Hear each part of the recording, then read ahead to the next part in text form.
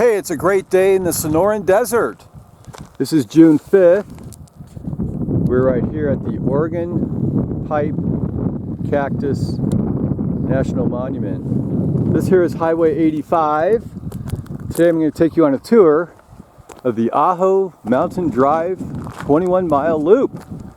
We're going to see all the cool cacti and plants and scenery find all along the place. So here we got the fee area right here, $25 per day, but there's no drop box. You have to go to the recreation.gov site, buy a pass. So there's no reception out here on my phone, so we're gonna have to do that later when we get back. And there's lots of information about the trails and where we are. So here we are, the Chris Agel Visitor Center. We're gonna go out in this big, long loop here, okay? There's like 20 stops on the way we'll take a look at. So we're about 1.5 miles up the trail. Make sure before you get here you print out this Ajo Mountain Drive guide. It's got little numbers and stopping locations. And the first stop is here. This is a creosote bush. It's called the smell of the forest, or smell of the desert. When it rains, the smell of this guy really comes out. The desert smells like rain. That's this guy here, creosote bush, Larrea tridentata. It's called tridentata because at the end of his little leaves here, little trident leaves, gives him the word tridentata. He's going to seed here. See that? He's a panacea of medicine for the Native Americans to make teas, and you cure lots of diseases like tuberculosis and all sorts of other problems. Almost anything that penicillin cures today. Here's our magnificent Saguaro Carnegiea gigantea. Wow, gigantea, because this is the tallest cactus in the world. They get 50, 60, 70 feet high. And they flower here. See the little flowers right there on the end of the branches and the stems? And way up here. So the more branches a guy has, it means the more flowers. That means the more reproductively successful he's able to be. And he doesn't really send out these branches till he's about 50 or 75 years old. So think about this. This guy here, he's 75 years old, branched, and then 75. So these guys get pretty old up here. Wow, and these flowers here, it's a state flower of Arizona. Right there. And they only flower one time. And they close up, and then they go to fruit and seed. Hey, here's a better look at our flowers here on a smaller Saguaro. Look at that. It's gorgeous. Now about 3 miles up the road, you come to the old historic county road. Right here. It's the old road that used to go through the desert here. It used to be called the Old Sonoita Ajo Highway. And then when they built Arizona Highway 85, they closed this road here, and then 85 goes out all the way down through Anza-Borrego. So that's pretty cool. Imagine driving your old Ford Model T up this road here. Absolutely insane. Wow. Well, here's the road condition. It's just a real hard-packed, muddy, sandy, rocky road. So anybody can make it. Just a little bit bumpy. About 4 miles up the road, behind the saguaros here is this whole forest of Oregon pipe cacti. We got some over here too. The other side of the road, we'll get a real close look at this guy. So the saguaros have a single trunk and stalk that comes straight up. Or Oregon pipe, they have multiple stems, kind of grow like a rosette out of the ground here. Doesn't really have trunks. See this? He's got a whole bunch of vertical stems or segments that come out. They rarely branch, but every now and then they do. So usually it's just one long Oregon pipe or stovepipe. That's how he gets his name. Look at that, he's got these ribs. They run all the way up to the top. You get about maybe, I don't know, 13 or 20 different ribs going around. We got little flowers right here that grow all along the side of these stems, and especially at the top. Wow. Now 5 miles up the road, we hit this little gazebo, Ramada. This is called Diablo Wash. And after the sound of thunder and drumming of rain on the ground during the summer monsoons, you listen quietly, you get little subterranean home here that emerges with temporary pools called tinajas. Little eggs will hatch, you get little tadpoles, and then we have the little spadefoot toad who comes out and starts croaking along this whole wash here. It's called the Diablo Wash. Look at that, shaping the culture, shaping the land. Wow. So this is one of thousands of canyons within our monument, inhabited by our Native Americans 12,000 years ago. Mile 6 up here, it's a little bit windy. We have another picnic table, no gazebo, so it's pretty hot. Down here is Mexico. Let's see if I can get this for you guys. So it's really noisy. So on the left it's called the Cubabi Mountains, and then Sonoita, Mexico's down here. The campground's on the right, and way down there is a big border wall. Anyway, that's what you see up here. Great views of our plants, but my favorite plant up here is called a jojoba. It's called Simmondsia chinensis. Look at this little guy.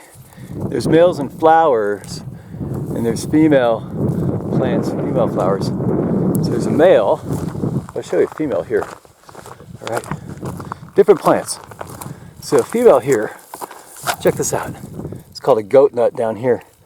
But her leaves here, see how they're kind of together? They're aerodynamically designed to capture the pollen from the male plants and then funnel it down to the little female flowers we have here. And those flowers then turn into little goat nuts.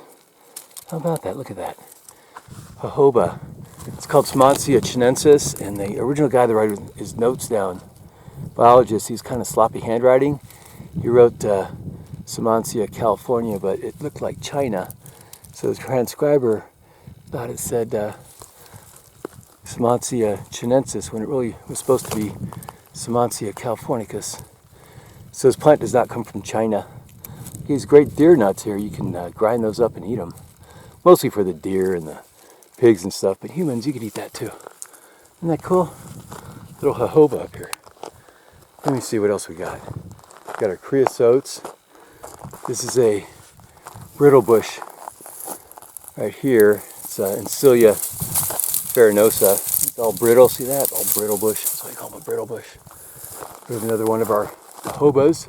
That's where you get jojoba soap from too. Wow. Just gonna cruise up more. The road gets a lot better here. I'll show you.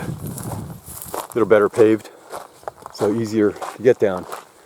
There's a skeleton of one of our Oregon pipe cacti. See that? How they're these fibers and ribs come up here. It's hollow. See that? You kind of make a little pipe out of them. Now a couple more miles up the road, we get to a new canyon. Look at this agave here. Blooming. Look at that beautiful blooms up here. Holy smokes. Wow, he's a one-time plant. He's going to bloom and then die. We have a bunch of roadside Brittlebush.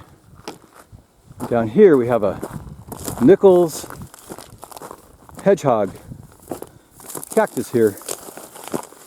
Look at that. Echinocereus nicholii. He kind of looks like a Engelmann's hedgehog, but he's a lot lighter and yellower in color. Those long spines.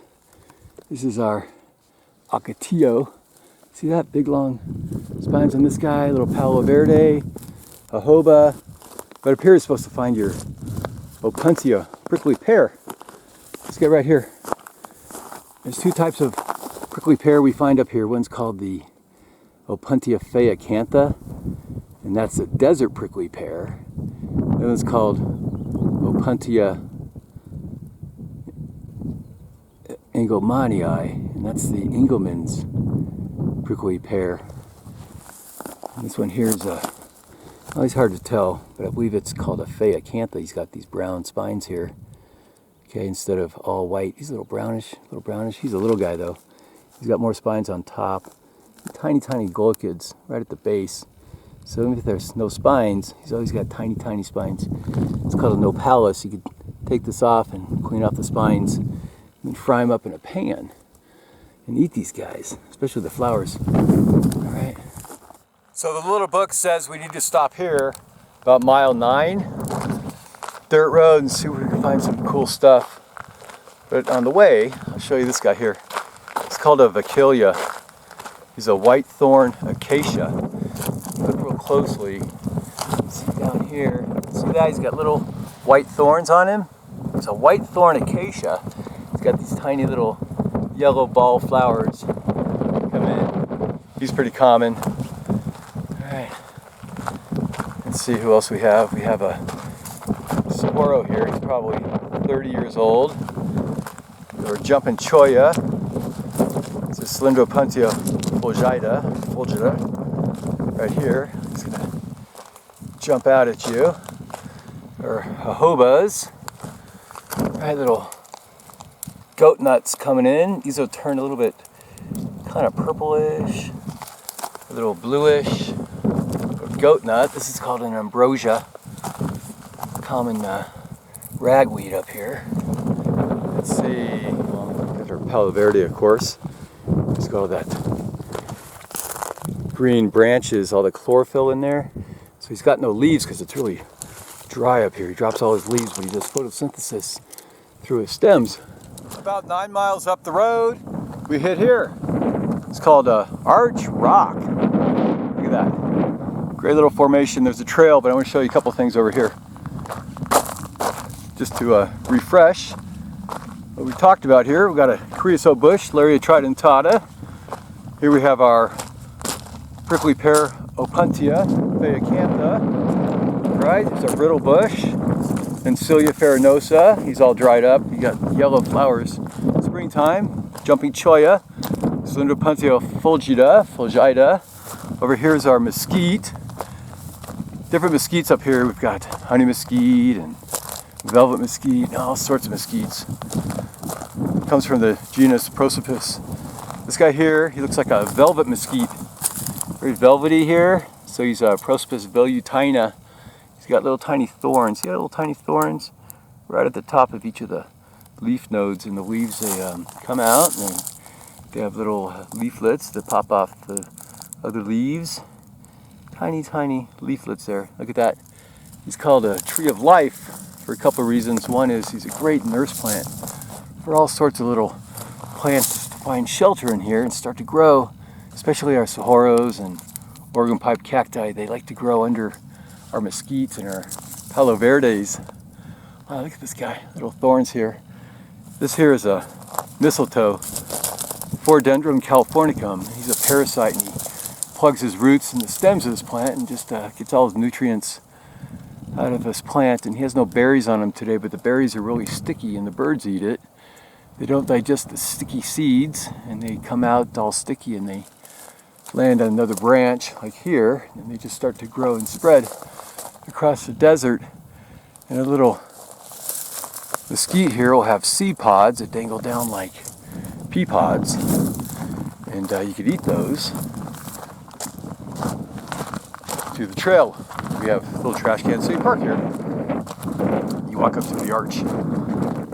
Okay, you read the little signs.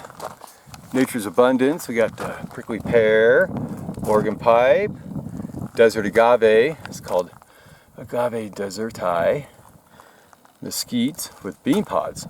Bean pods coming down. We didn't have any bean pods on ours. So here's a look at our arch, and way in there, there's our arch, and above it, it's another tiny little arch. My brother says it looks like a desert tortoise, but I don't know.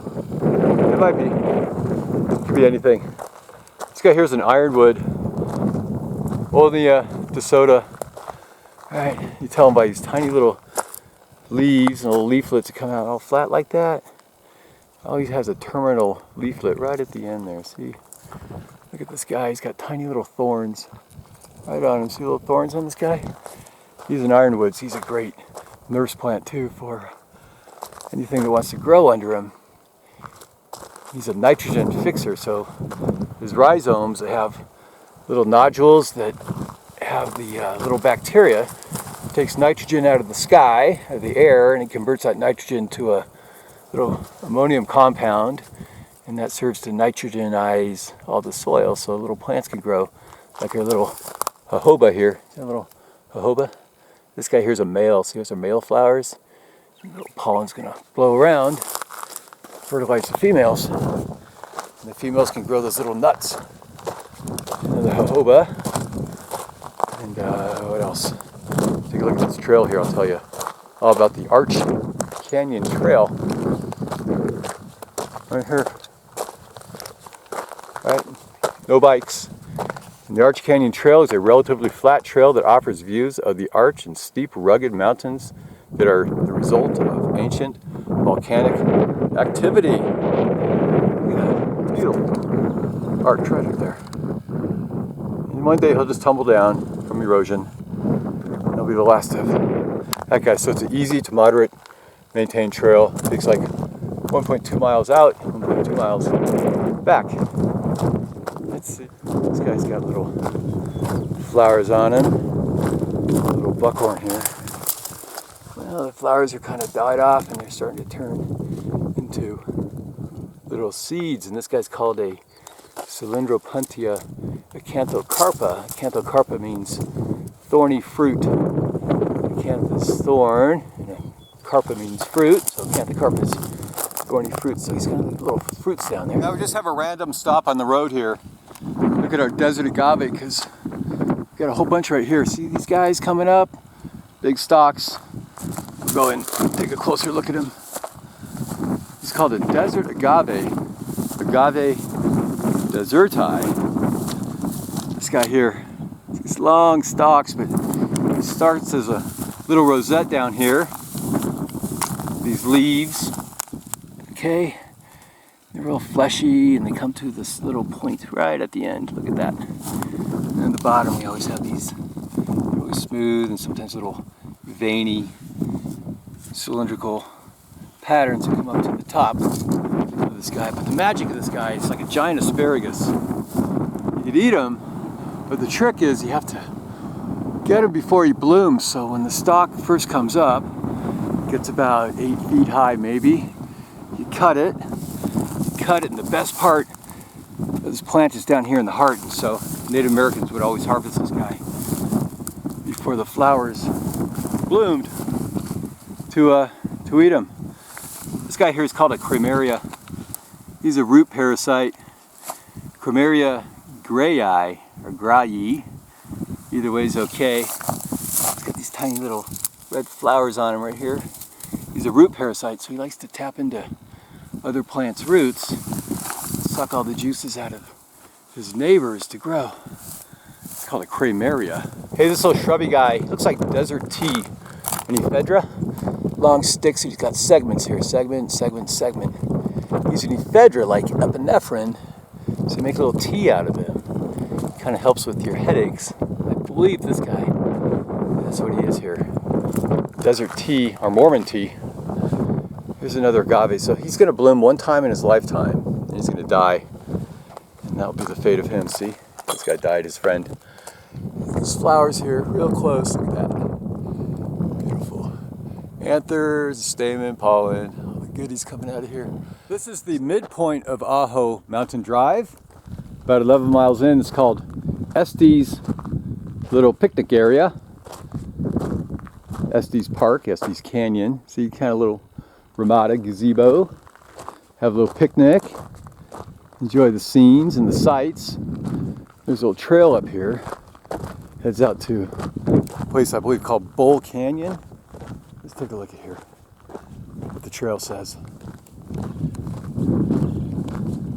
Maybe we'll find some cool birds or something too. Let's see. Bull Pasture. Estes Canyon Trail. Follows a meandering course onto the canyon, or into the canyon, offering spectacular views of Ajo Mountain geography. So you're here and there's a couple trails, 1.6 miles, Estes Canyon. Here's another one, leads out to Bull Pasture. So if you take this, take plenty of water. There's nothing out there. No bikes, no dogs. If you get lost, no one's gonna find you. This whole section of Ajo Mountain Drive is called the Forest of Spines. See all these spiny cacti, right? These are jumping chollas, Cylindropuntias here. Fulgida. It's also called a hanging fruit cholla. See? This is how the fruits develop. They all start to hang down.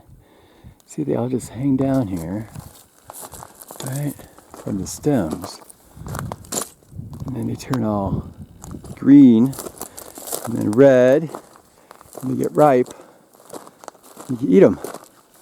See all these little fruits here coming down? Look at that. Here's a good one right here. They're edible. They're pretty good. Okay, so on mile 17, we have a whole new set of chollas.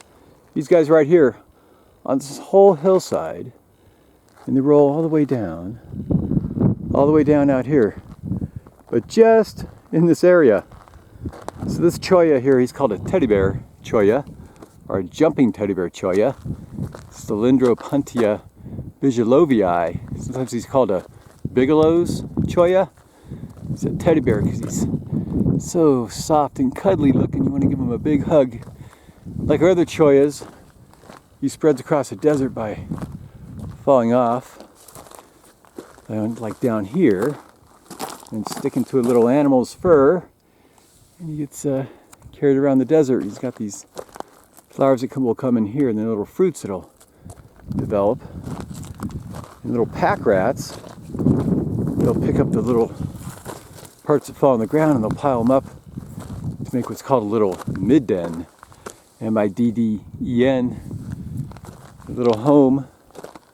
These little pack rats. So these teddy bear cholla, they showed up here about 8,000 years ago. So they're relatively new in terms of all these plant life.